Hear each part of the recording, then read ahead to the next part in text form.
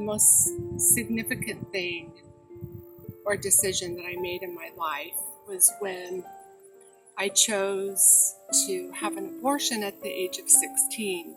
At that time, I had no idea how far-reaching and what the consequences of that decision would be and how it would play out in my life. Only by God's grace and mercy was I led to a place of healing where the Lord, through His Word, walked me through the process of healing and restoration in my own life, that I began to consider the impact that that decision had on others in my life.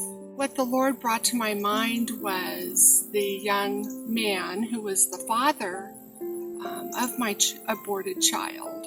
I confessed and asked for his forgiveness.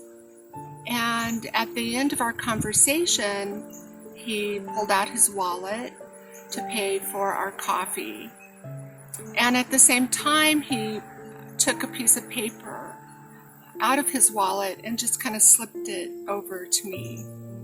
And I thought, what is this about? So as I opened up the paper, what I found was the receipt for my abortion that he had paid for 20 years earlier. And it was in that moment that I fully got how deep and how wide the consequences of that one decision played out, not just in my life, but in his life.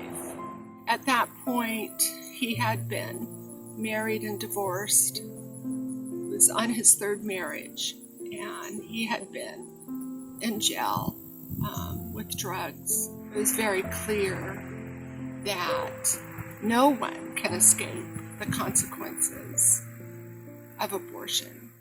Having a counselor that was able to not only come from a place of their own healing, but then was able to walk me through God's Word and through that healing process that was found in God's Word. So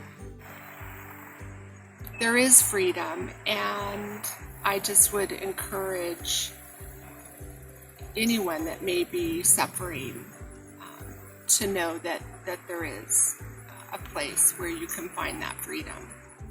And I'm free to be who Jesus has called me to be, and to walk in the joy and the confidence of who I am.